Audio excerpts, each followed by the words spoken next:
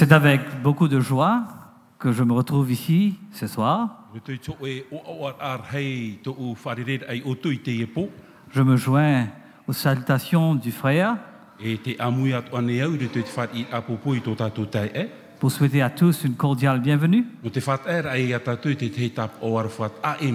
J'espère qu'ensemble, nous allons étudier comment le Saint-Esprit peut entrer en nous. Je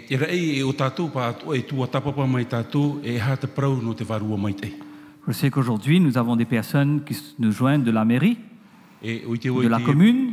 Nous avons avec nous le président. Il y a de ceux qui nous regardent sur Hope Polynesia. Et nous avons de ceux qui nous écoutent sur la radio, La Voix de l'Espérance.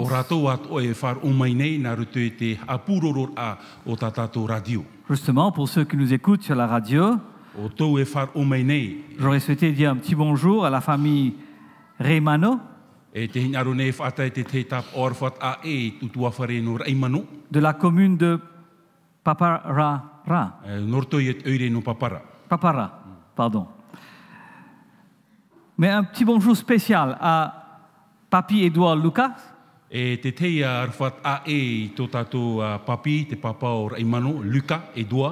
Mamie Valentine Lucas.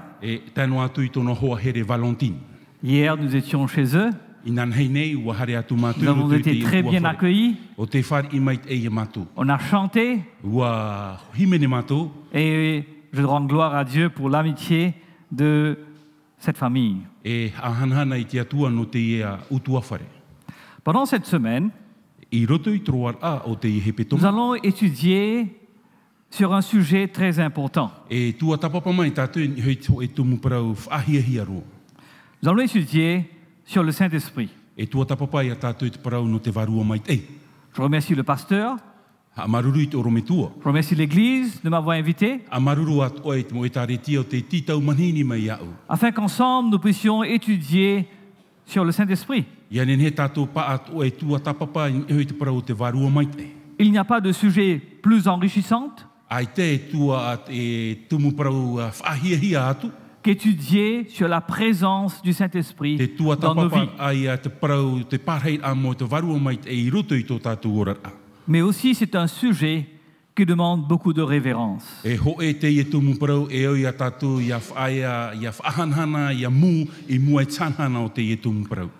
Le grand théologien J.J. Packer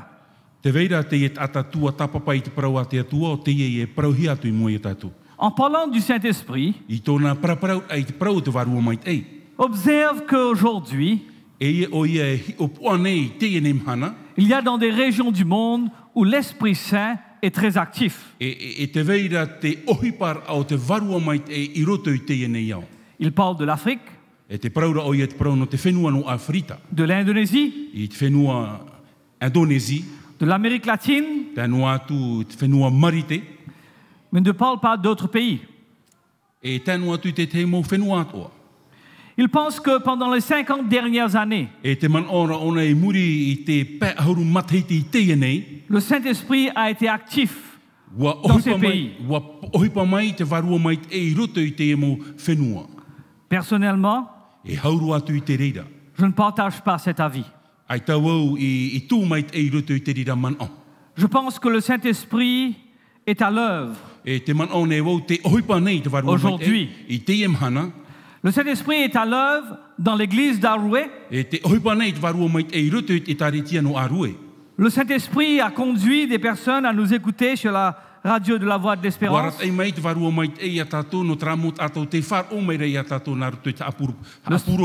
Le Saint-Esprit a aussi conduit des personnes à nous regarder sur Hope Polynesia.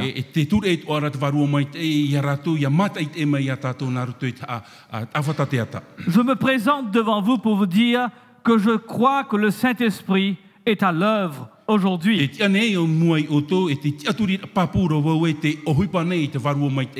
que je peux entendre un amen si vous êtes d'accord avec moi? Voyez-vous, mes amis, il y a aujourd'hui un intérêt accru dans l'œuvre du Saint-Esprit.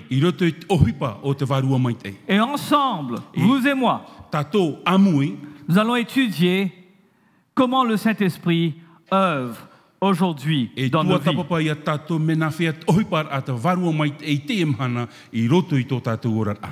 Je dois dire que j'ai été gâté jusqu'ici. J'ai été gâté par les chants et les cantiques. Et j'envoie ces chants et ces cantiques à mon épouse, à mes enfants et à mon papa. Et à chaque fois que je les envoie cela, ils aiment. Ils aiment vraiment écouter l'église d'Aroué, le secteur 2, chanter. Hier, je parlais à mon père. Et après avoir parlé sur la situation dont nous avons à faire face en tant que famille actuellement, avec le décès du pasteur Stenio,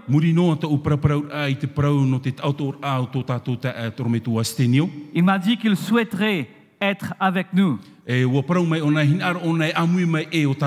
Avec un peu de fierté, je croyais qu'il souhaitait être avec nous pour m'entendre parler. C'est toujours bien si dans la congrégation on a papa ou maman. Mais il m'a dit qu'il souhaiterait être parmi nous pour pouvoir entendre la chorale chanter.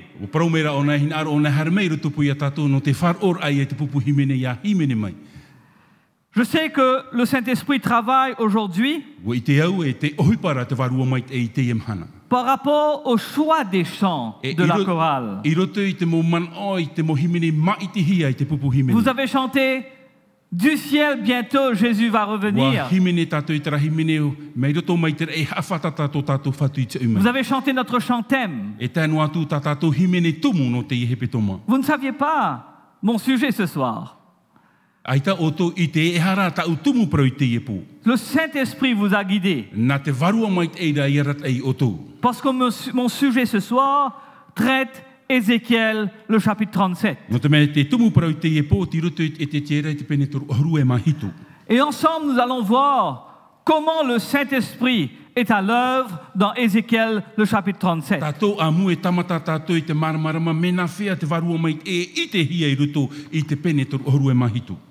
Vous connaissez tous Ézéchiel, le chapitre 37. Je suis sûr que tous les pasteurs de notre congrégation aujourd'hui ont prêché une fois ou une autre sur Ézéchiel, le chapitre 37.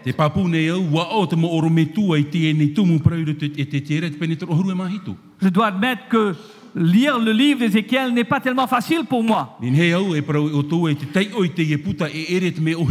C'est un livre qui engage l'intellect. Et à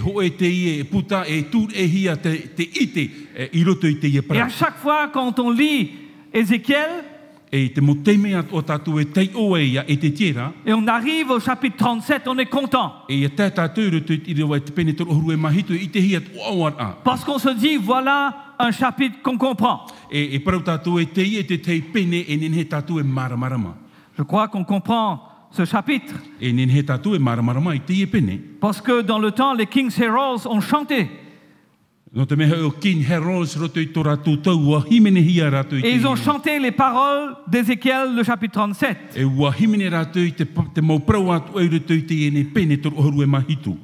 Pour se rappeler, allons lire ensemble Ézéchiel, le chapitre 37. Il nous dit, la main de l'Éternel fut sur moi. Et l'Éternel me transporta en esprit et me déposa dans le milieu d'une vallée remplie d'ossements. Il me fit passer auprès d'eux tout autour. Et voici, ils étaient fort nombreux. À la surface de la vallée, et ils étaient complètement secs. Il me dit, Fils de l'homme, ces os pourront-ils revivre? Je répondis, Seigneur, Éternel, tu le sais.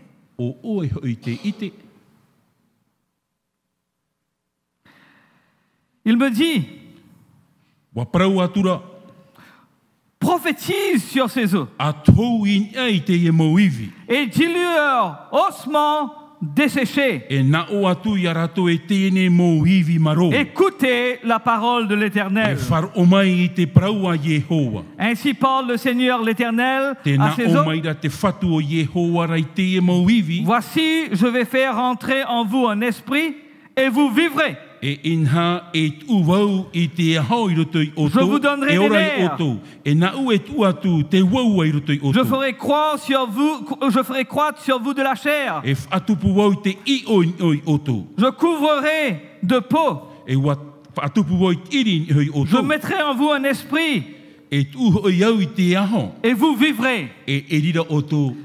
Vous saurez que je suis l'Éternel.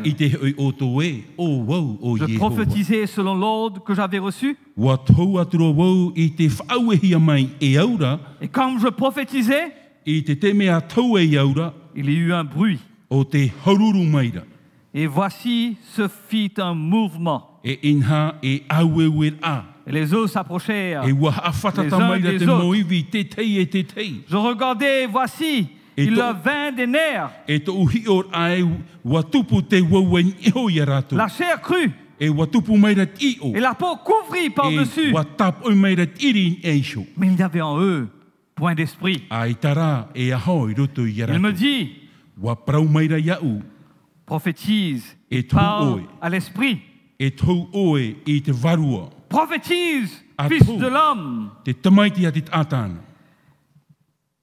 Et dit à l'esprit, ainsi parle l'Éternel. Esprit vient des quatre vents, souffle sur ces morts, et ils revivent. Je prophétisais selon l'ordre qui m'avait été donné, et l'esprit entra en eux. Ils reprirent vie. Ils se tinrent sur leurs pieds. C'était une armée nombreuse, très nombreuse. Mes amis, quelle belle parole. Je suis sûr que vous avez tous lu ces paroles. Je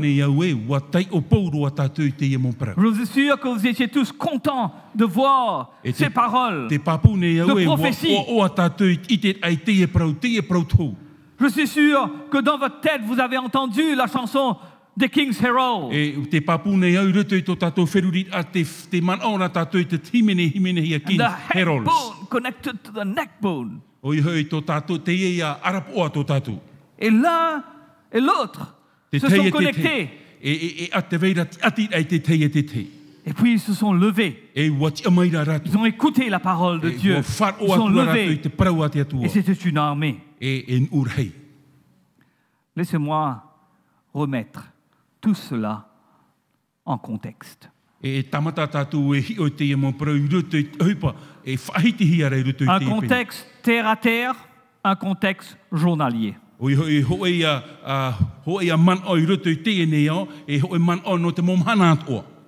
Avez-vous déjà vu ce signe?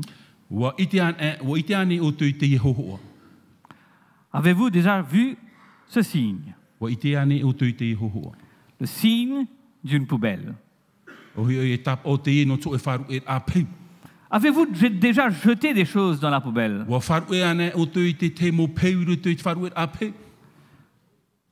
Je suis sûr, le vendredi après-midi, vous sortez du travail, on prépare le sabbat, on prépare la nourriture, on commence à couper les légumes, on jette le surplus dans la poubelle, on utilise du papier pour essuyer, on jette tout cela dans la poubelle. On voit une tomate, Elle n'est pas bonne, on la jette dans la poubelle. On coupe un bout de poisson, la tête du poisson peut-être, on jette dans la poubelle aussi. Imaginez Dieu venant vers vous.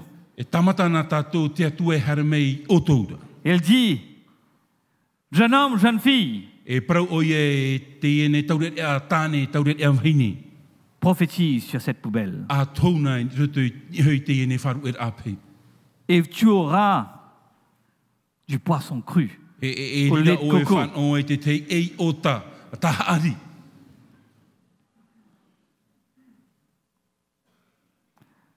C'est un peu ce qu'on voit dans la vallée des ossements.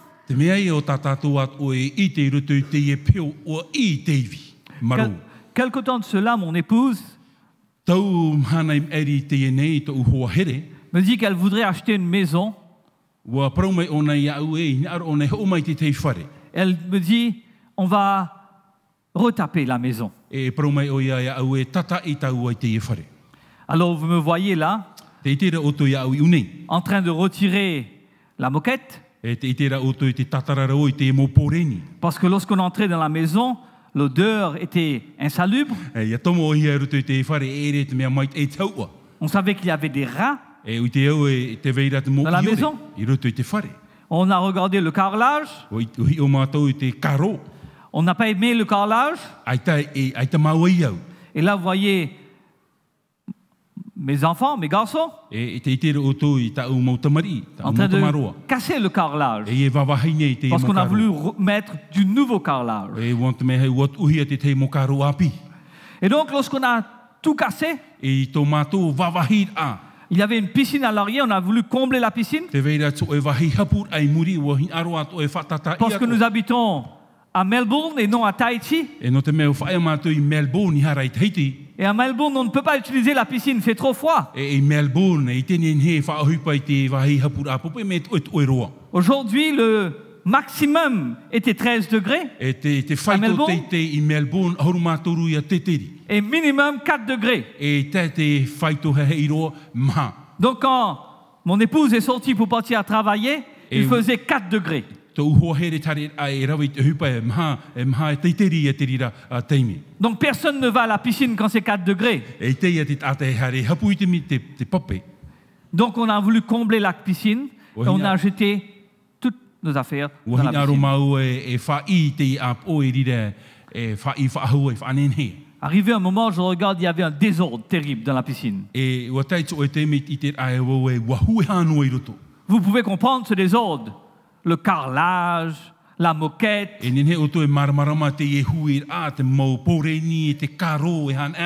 Les vieux buffets. Des choses qu'on a trouvées ici et là. Des choses qu'on a trouvées dans les toilettes, dans la salle de bain. On a tout jeté dans la piscine. Imaginez si Dieu me dit, Hensley prophétise à cette piscine. Et alors que je prophétise dans cette piscine, ces vieux carrelages se changent en nouveaux carrelages. Ces vieux carrelages commencent à se joindre l'un à l'autre. Ils entrent dans la maison. Ils s'étalent dans la maison, un contre l'autre. Et ils sont là, étalés dans la maison. La moquette, insalubre comme elle était, sort de cette piscine, propre, neuve. Et cette moquette va et entre dans la maison elle aussi. Les buffets de la cuisine, elles sortent de cette piscine. Elle entre dans la cuisine. Et un se joint après l'autre. Tiroir entre là où il faut. Le tiroir pour les couteaux est là pour les couteaux. Le tiroir pour les ustensiles va là où il y a les ustensiles. Imaginez. Le Seigneur me dit prophétise. Et voilà les choses qu'on ne pouvait pas utiliser dans la salle de bain ou les toilettes. Ils sortent tout nouveau. Et voilà qu'ils entrent dans les toilettes et la salle de bain. Vous savez, j'ai pris une année pour pouvoir rénover cette maison. Une année. Samedi soir et dimanche. On partait pour rénover la maison. Mes vacances. Mes jours de congé. J'allais rénover la maison. Je serais heureux si le Seigneur m'avait dit prophétise et tout entrer dans l'ordre. Mes amis, ce que je vous donne seulement un contexte. Un contexte d'aujourd'hui. Parce que je suis sûr que vous avez tous, une fois ou l'autre, rénové la maison. Ou au moins passer un peu de peinture sur les murs. Imaginez maintenant la vallée des ossements secs. Imaginez la vallée des ossements secs. Et Dieu a dit, prophétise à ces ossements. Et là, les os se mettent debout. Les nerfs s'attachent. Les tendons sont attachés à des différents os. La peau revient chez la personne. Et il y a là une armée. Vous connaissez l'histoire. Ce qui m'intéresse dans l'histoire, cependant, c'est que cette histoire est une histoire pour le peuple d'Israël, le peuple de Dieu, la maison de l'Éternel, nous dit le verset 11. La vallée des ossements secs était un symbole d'Israël quand ils étaient à Babylone, esclaves du roi de Babylone. Dieu prophétise que ces esclaves à Babylone, aussi bien que les esclaves qui sont partis avec la Syrie, ils vont se joindre. Ce sera une armée. L'armée du Seigneur.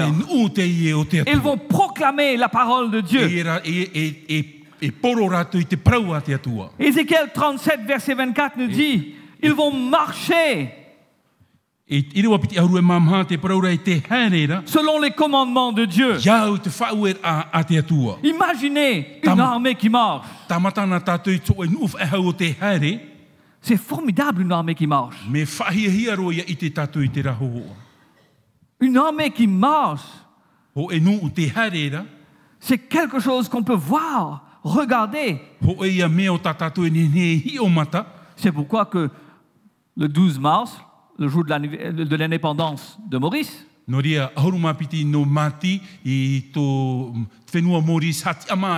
14 juillet en France, le jour de la Bastille, vous avez des armées qui marchent. Le Seigneur dit, Ézéchiel 37, verset 24, il y aura une armée, l'armée du Seigneur, qui vont marcher selon les préceptes de Dieu. Ézéchiel 37, verset 26, nous parle d'une alliance. Il y aura il va traiter avec eux une alliance.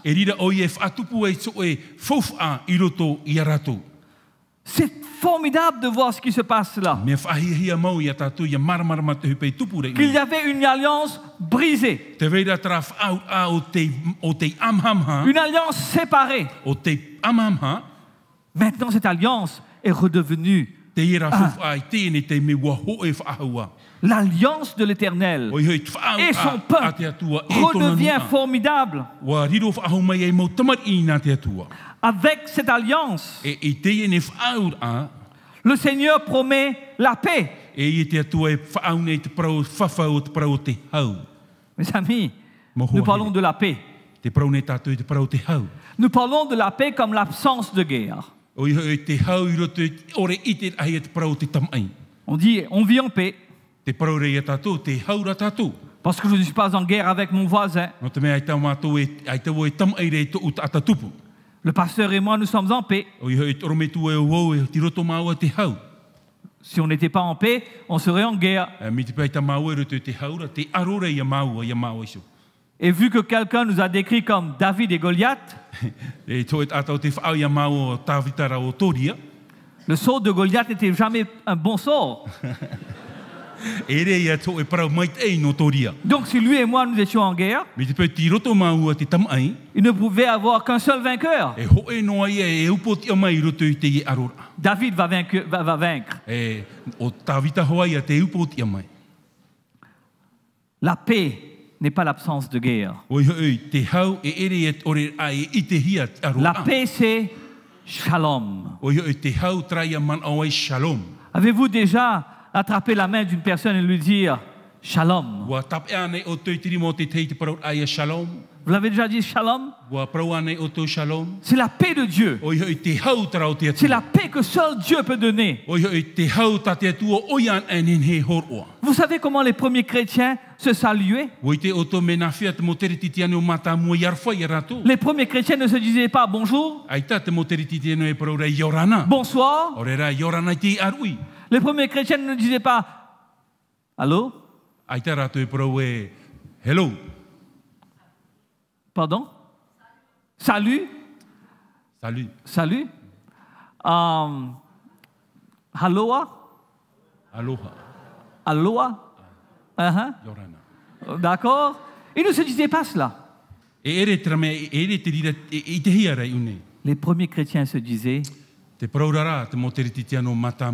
que la paix de Dieu soit avec vous. Ils se rencontraient et se disaient que la paix de Dieu soit avec vous. Et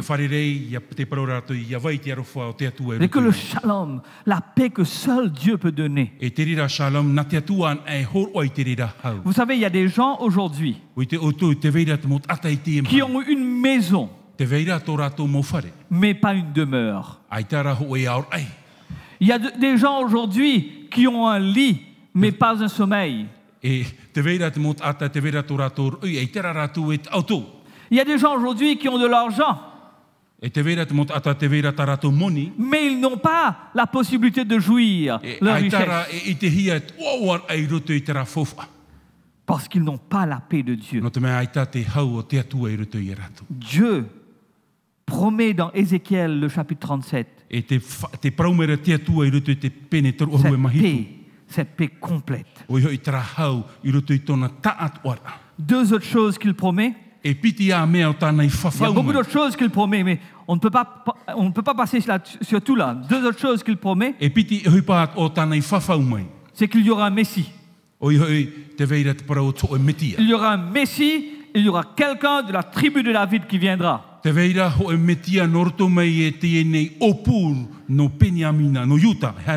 que le temple sera rétabli, le sanctuaire de Dieu. Et il va demeurer parmi nous. Maintenant, mes frères et sœurs, vous qui êtes ici à l'église de Aroué, vous qui nous écoutez sur la radio, vous qui nous regardez à travers Hope Polynésie, Allons faire une petite réflexion. Voici la réflexion. Ézéchiel prophétise. Il prophétise sur la vallée des ossements secs. Cette vallée devient une armée. L'armée qui marche, qui proclame le salut de Dieu, qui remet son sanctuaire à sa place. Réfléchissez bien. Quand dans l'histoire d'Israël, est-ce que cette prophétie a été accomplie? Quand est-ce qu'Israël, après la captivité, a eu un roi pour lui-même?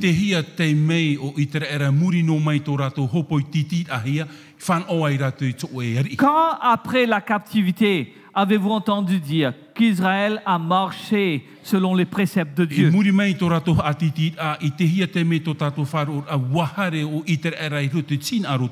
Quand, après la captivité, avez-vous entendu dire qu'ils ont eu la paix, le shalom complet? Quand est-ce que le temple a été restauré?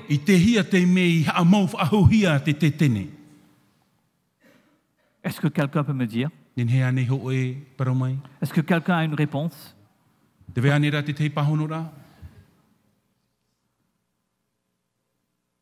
Mes amis, si on réfléchit bien, il n'y a pas de réponse à cette question. Après la captivité de Babylone, quand est-ce qu'ils ont eu un roi?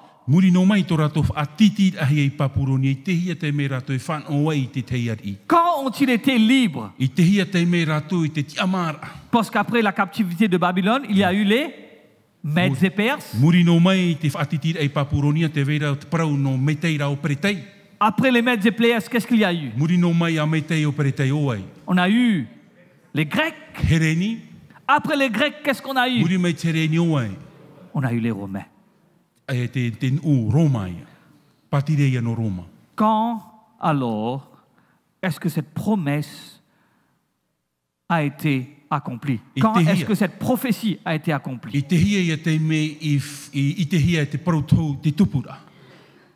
Mes amis, je vais vous dire, cette promesse a été accomplie. A été accomplie. Lorsque je lis le livre des Éphésiens, je lis Éphésiens le chapitre 2. Je sais que Paul n'était pas trop sûr de ce qu'il allait se passer avec lui. Il veut écrire à l'église d'Éphèse. Et lorsque Paul écrit à l'église d'Éphèse,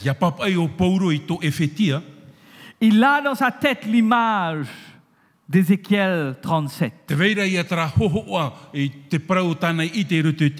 Il voit l'image d'Ézéchiel 37. Et lorsqu'il voit cette image, il écrit aux Éphésiens. Regardez avec moi. Il y a entre Éphésiens et Ézéchiel 37, Éphésiens chapitre 2 et Ézéchiel 37.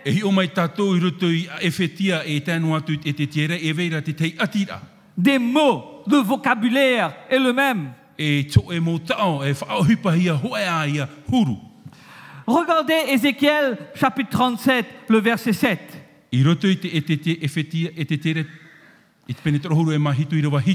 Est-ce que vous voyez dans votre Bible le mot joindre? Soit le mot joindre ou le mot approcher.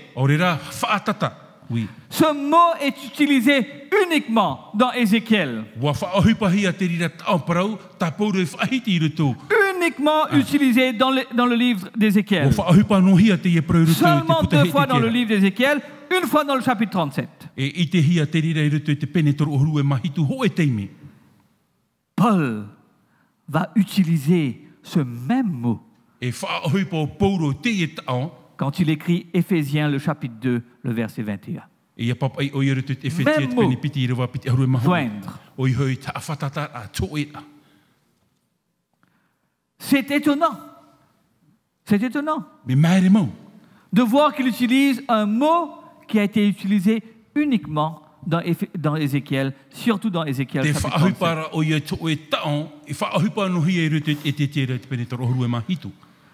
Si vous ne me croyez pas, allons continuer. Regardez Ézéchiel 37, le verset 1 à 14, et regardez Éphésiens 2, le verset 1 à 10.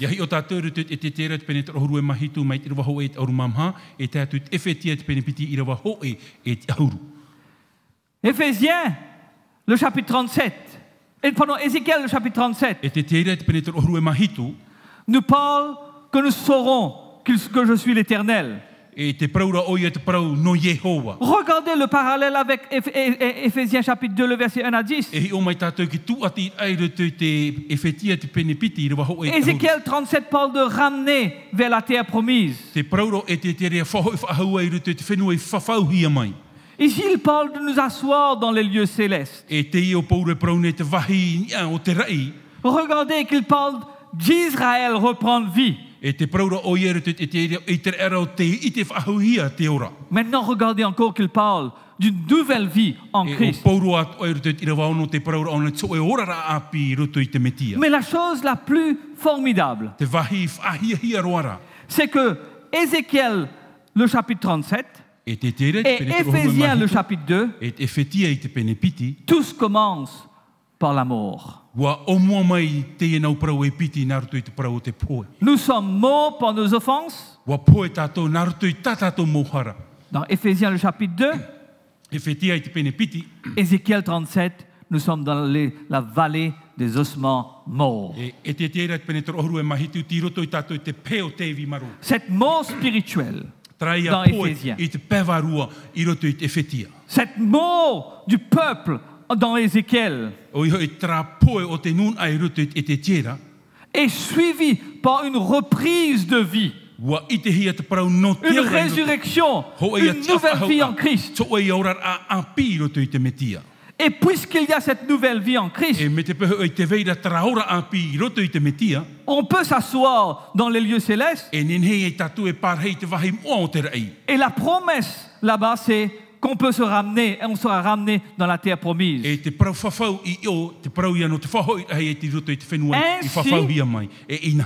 quand Israël sera ramené dans la terre promise, ils sauront que l'Éternel est Dieu.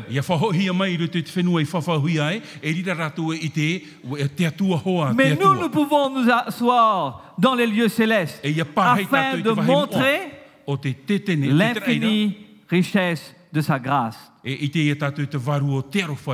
Vous voyez pourquoi je vous dis maintenant que lorsque Paul écrivait Éphésiens le chapitre 2, il voyait Ézéchiel le chapitre 37. Si vous n'êtes pas convaincu toujours, et je ne vous le blâme pas, parce que c'est difficile de faire une connexion. Comment est-ce qu'on peut savoir exactement?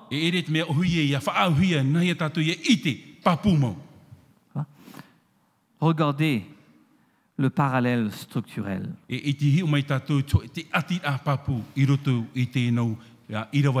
J'ai comme l'impression que Paul avait Ézéchiel 37 ouvert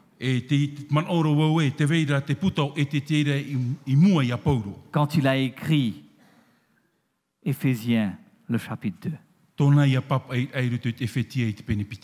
Chapitre 1 à 10, pardon, verset 1 à 10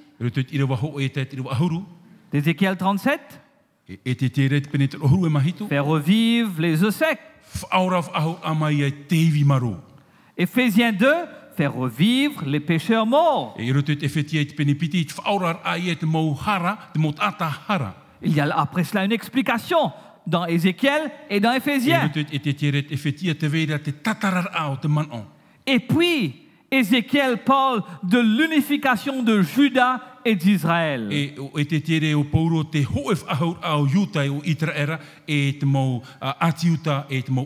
L'unification de Juda et Israël était difficile. Parce que les tribus du nord Israël, ils sont partis en captivité et ils se sont éparpillés partout. Donc c'est difficile de les ramener. La promesse était de les ramener ensemble, de les joindre, unification. Éphésiens le chapitre 2 parle de l'unification des Juifs et des païens. Je regarde ce texte. Je dis gloire à Dieu. Parce que je suis un païen, pas un juif.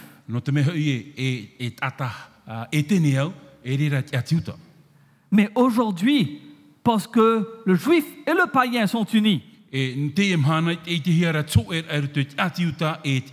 je peux chanter du ciel bientôt, Jésus va revenir. Je peux dire gloire, gloire, Jésus revient bientôt.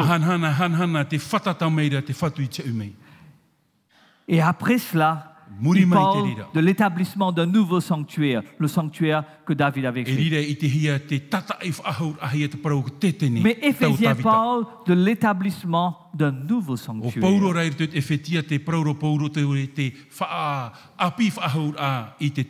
Un sanctuaire où Christ est lui-même le souverain sacrificateur.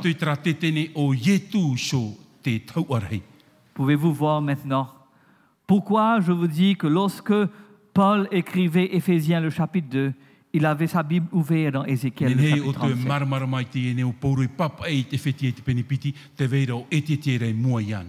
Et donc, dans Ézéchiel le chapitre 37, puisqu'il parle de marcher dans la voie du Seigneur, Éphésiens aussi parle de marcher dans la voie du Seigneur.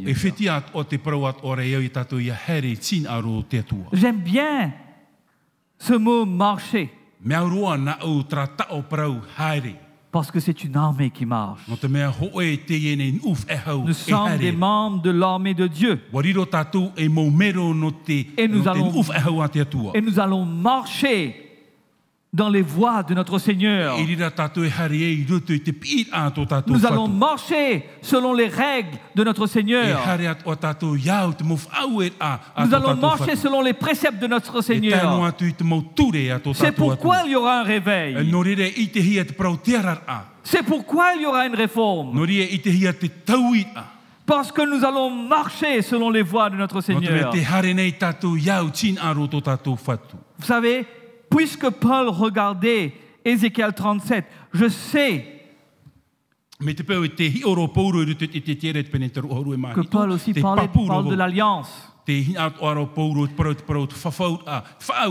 Éphésiens le chapitre 2, le verset 12 parle de l'alliance. Donc Dieu fait l'alliance avec son peuple. Dieu fait une alliance. C'est formidable pour moi. Parce que j'ai fait une alliance avec mon épouse le jour que je me suis marié avec elle. Elle et moi, nous sommes une équipe formidable. Moi, sans elle, je me sens perdu. Elle et moi, nous sommes une équipe formidable. Elle et moi, nous n'avons peur de rien. Lorsqu'on a quitté l'île Maurice pour venir en Australie, c'était mon épouse et moi, seuls. Je savais que tout ce que je devais faire, c'était elle et moi. Je n'avais plus papa, maman. pour m'aider. Elle n'avait plus papa-maman pour l'aider. À l'île Maurice, si je devais acheter un terrain, et mon papa me dit, est-ce que tu as besoin d'un peu d'argent? Je lui dis, j'allais acheter ce terrain de 100 mètres carrés. Mais j'aurais souhaité acheter ce terrain de 200 mètres carrés. Il m'aide, me dit, vas-y, tu es mon fils. Je me souviens le jour que j'ai acheté ma nouvelle voiture à Maurice. Je n'avais pas assez d'argent pour acheter vitre électrique et fermé automatiquement. Il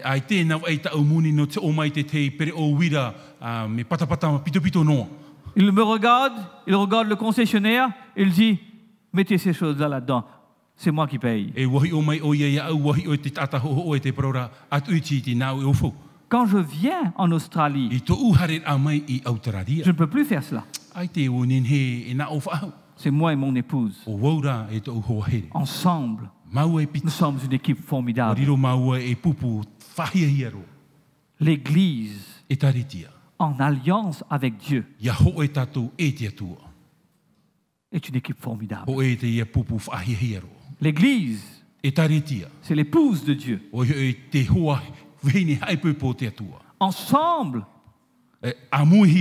nous sommes une équipe formidable. L'Église sans alliance, c'est un club. On vient, on chante. Mais l'Église en alliance avec Dieu est une puissance.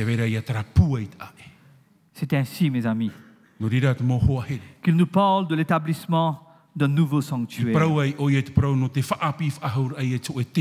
Un sanctuaire où Jésus règne. C'est ainsi, mes amis, qu'on peut parler de la paix de Dieu. C'est pourquoi les premiers chrétiens se saluaient en disant « La paix de Dieu soit avec toi ».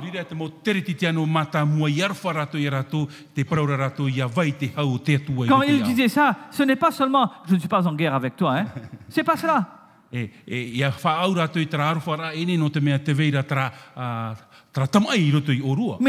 je veux que le shalom de Dieu soit avec toi. Le shalom de Dieu soit avec toi. C'est pas seulement la paix. Oh oui, je suis en paix avec mon voisin. Je suis en paix avec mon voisin parce que j'ai construit un mur entre moi et mon voisin.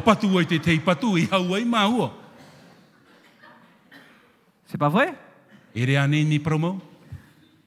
suis en paix avec mon voisin parce que je ferme les fenêtres le soir, il ferme ses fenêtres le soir. Il ne m'entend pas, je ne l'entends pas. Donc on ne se bagarre pas. La paix de Dieu, le shalom, c'est la paix intérieure. C'est rouler sur le chemin. Quelqu'un qui est mécontent envers nous. Et on dit, la paix de Dieu soit avec toi. Peut-être que le voisin est mécontent contre nous. On dit, la paix de Dieu soit avec toi. Peut-être qu'il y a un collègue au travail qui parle contre nous tout le temps. Mais nous sommes en paix. Et donc on peut dire, la paix de Dieu soit avec toi, mon ami collègue. La paix de Dieu, ce n'est pas avoir un lit. Mais c'est avoir un bon sommeil. La paix de Dieu, ce n'est pas avoir une maison. Mais c'est avoir une demeure. La paix de Dieu, ce n'est pas avoir des richesses. La paix de Dieu, c'est avoir de la joie. C'est pourquoi, mes amis, comme Ézéchiel a parlé de la paix, Éphésiens 2, versets 14, 15 et 17 parlent de la paix.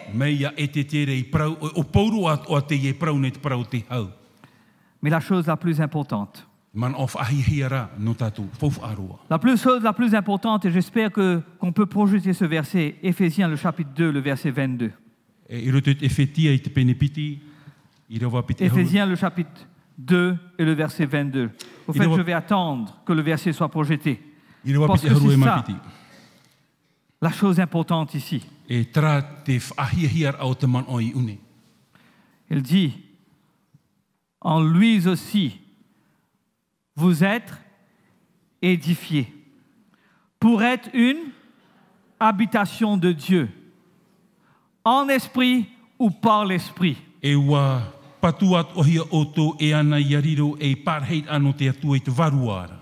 Pendant cette semaine-ci, nous allons voir comment le Saint-Esprit peut habiter en nous. Mais ce texte-là est un texte fort. Ce texte-là est un texte puissant. Parce qu'il dit que vous êtes une habitation de Dieu. Dieu dit, je veux faire un sanctuaire pour habiter parmi au milieu de vous. Ce message est adressé à vous. Parce que le Saint-Esprit veut faire demeure en vous. Il veut habiter chez vous. Il veut entrer votre cœur. Il veut entrer votre âme. Vous savez, j'ai pris ce texte d'Ézéchiel 37 aujourd'hui. Parce que certains, pas tous, certains peuvent dire, je suis mort spirituellement. Certains, pas tous, peuvent dire, je n'ai pas prié pendant longtemps. Certains peuvent dire, je n'ai pas étudié ma Bible pendant un bon bout de temps. Peut-être certains peuvent dire, je ne suis pas allé à l'église pendant un bon bout de temps.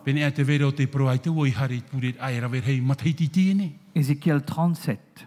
Éphésiens 2 nous dit qu'il y a de l'espoir.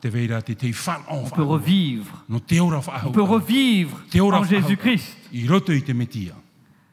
Jésus peut être en nous à travers son Saint-Esprit. Et si Jésus est en nous à travers le Saint-Esprit, si Jésus est en nous à travers le Saint-Esprit, alors comme Ézéchiel 37, se lèvera une armée. Se lèvera une armée. Je vous ai posé une question. Quand est-ce que cette prophétie s'est accomplie?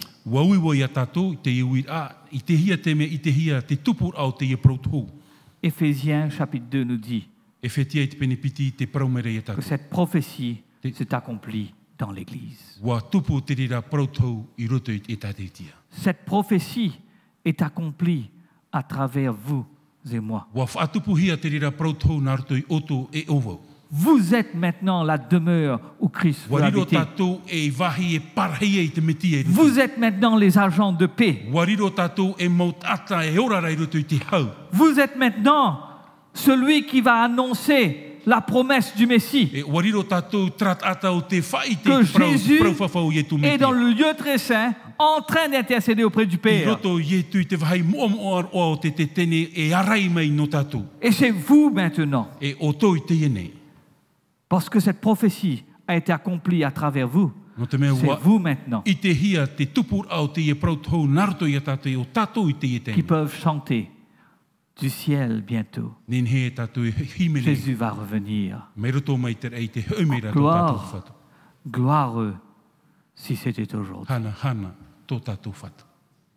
Dieu vous bénisse tous.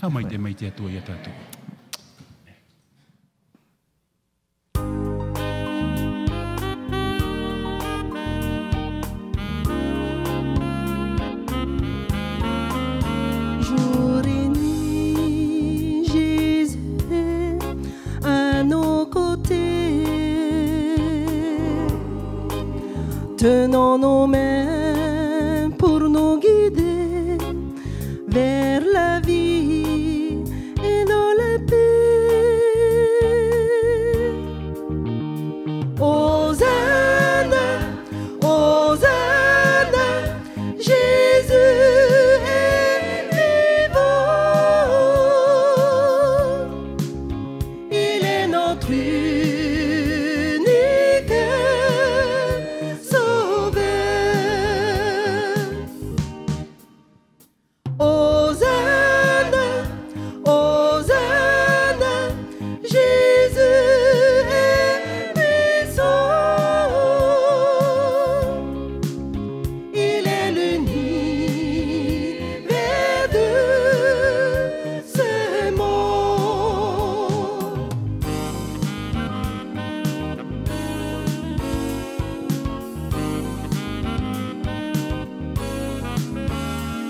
Resterons toujours avec Jésus en attendant son retour dans les nuées des cieux. Hosanna, Hosanna, Jésus est vivant. Il est notre unique sauveur. Hosanna, Hosanna, Jésus est puissant. Il est l'univers de ce monde. Il est l'univers de ce monde. Hosanna, Hosanna, Hosanna.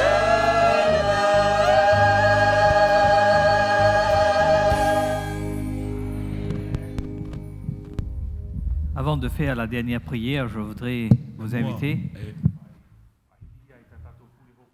à revenir demain. J'invite aussi ceux qui sont branchés sur la radio. Demain à 18h45, de vous brancher encore. Nous aurons un choral qui va chanter. Ce sera beau. Nous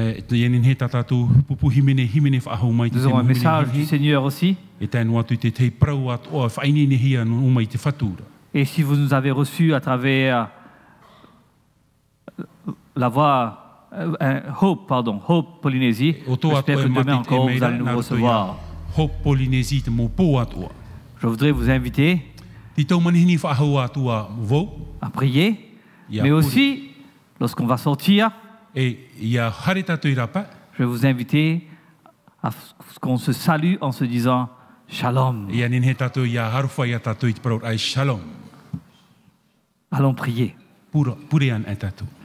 Seigneur notre Dieu, notre Père dans les cieux, nous te remercions de ce que tu nous fais découvrir ta parole. C'est merveilleux de comprendre, Seigneur, que Paul a vu dans l'Église l'accomplissement de la prophétie d'Ézéchiel 37. Seigneur, c'est merveilleux de voir qu'il voit en nous cet accomplissement. Il veut voir en nous, Seigneur, une armée qui porte dire du ciel bientôt Jésus va revenir. Une armée qui peut dire Shalom, que la paix de Dieu puisse régner sur vous. Bénis notre Église, Seigneur. Bénis les membres qui nous écoutent à travers la radio. Bénis ceux qui sont branchés à travers Hope Polynésie aussi. Nous t'en prions au nom de Jésus. Amen. Amen.